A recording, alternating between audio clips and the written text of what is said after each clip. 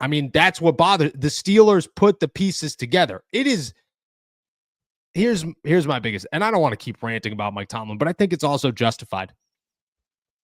I get calls constantly that like people who genuinely love Mike Tomlin in the NFL, whenever they talk to you, they want to remind you that the Steelers have won a lot of games with some really bad teams. And it's hard. You can't disagree with it. I think the Steelers have won a lot of games under Mike Tomlin with really bad teams. For sure. But the last 2 years, and I think many other seasons as well, but not just the last 2 years, it's new names. It's good names. There are a lot of star power coming in and out of the Pittsburgh Steelers locker room, and the result is exactly the same. And when that's the case, you got to look at the same person that's been here, and that's Mike Tomlin. You know, like that's the issue. I want to ask you a question here. Mm-hmm.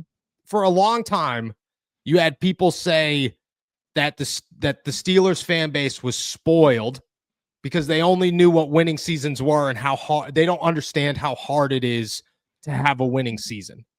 Mm-hmm. Do you genuinely believe that Steelers fans are still spoiled, or do you think they've hit a point? Because I think at one point that was the truth. Or do you think at some point it became they are no longer spoiled, that this is actually pretty brutal to go through every single season? I guess, I mean, I don't know if spoiled is I think the anger is justified. Like spoiled to me seems to indicate or carry this sort of connotation that there's no gratefulness for what is in front of you. You know, there is no ability to sort of reflect on that.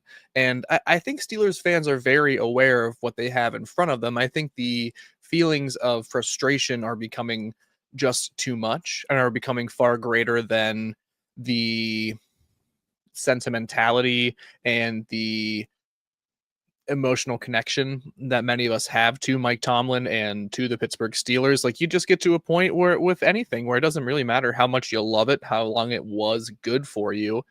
If it reaches this consistent level of frustration and anger, you walk away from it, you know? And I think the Pittsburgh Steelers are, have they gotten to that point? I don't know, but it feels like, you know, in the last couple of weeks and in the last few weeks of the season, we have certainly talked about this idea far more than, you know, when I first joined the podcast, that's for sure. Yes. Yeah. We've talked about it more in the last 4-5 weeks than we have. I mean, we started this season by arguing that Mike Tomlin is a good coach and that we are putting like so much blame on Mike T when it was genuinely like the players just weren't playing well. And now it's at a point where, I mean, the Steelers are 6-5. They're 2-4 in their last 6 games. And like, I don't think anybody really played terrible yesterday. I really don't. I think James Pierre played terrible. Shout out to James Pierre. But how dare you? It wasn't his best game. I was bummed. It wasn't his best game. But besides that, I mean, I don't think Mason played super well. But okay, so the backup corner and the backup quarterback were the reasons that like, you know what I'm saying? Like, I don't think anybody played awful. I think the Steelers are just a not great football team. I mean, I don't know. Do you feel differently there? Like, I genuinely watched that game yesterday and went, they don't look awful. They're just not good, you know, but they should be good. This is a lot of good players. They're just not good. They're just not good. They're not good. They're not good. I have no disagreement. I stand here, I think, you know, every day, and I love admitting when I'm wrong. I would be lying if I said I didn't try to look back through some of our episodes, because I remember saying on here when those pesky Baltimore Ravens were 1-5, I wouldn't be so sure about the AFC North being wrapped up, you know? And I think a lot of people were like, that's a crazy thing to say. And I think my reasoning was something along the lines of, you know, you think this Steelers team probably just isn't that good, you know? And I think we're seeing the bell curve, you know, kind of coming back down, you know, and I think that this team is just not very good. It was constructed in earnest by Omar Khan and Mike Tomlin, right? Like, I don't fault them for making these certain choices. I don't think it should be a regretful sort of look at what transpired. You did a lot to get this team to be a contender, hasn't materialized.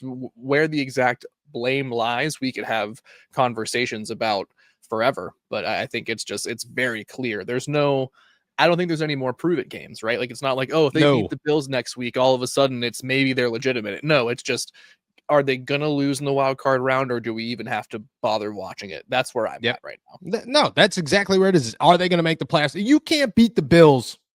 No, you would have to win every game from now until the playoffs for me to actually look at the Steelers and say, "Oh, they might have turned it around." Because one game means nothing. Nothing. So what? So that they could continue to ride the roller coaster? Nobody cares about the roller coaster anymore. I think that's what it is we have hit the point of there is no more roller coaster that anybody's willing to get on. Nobody's excited for the roller. Nobody's like, oh man, dude, this is a Mike T team. They're always in it. No, nobody wants to just be in it anymore. They want to be good. They want to be a good football team. And just right now, they're not.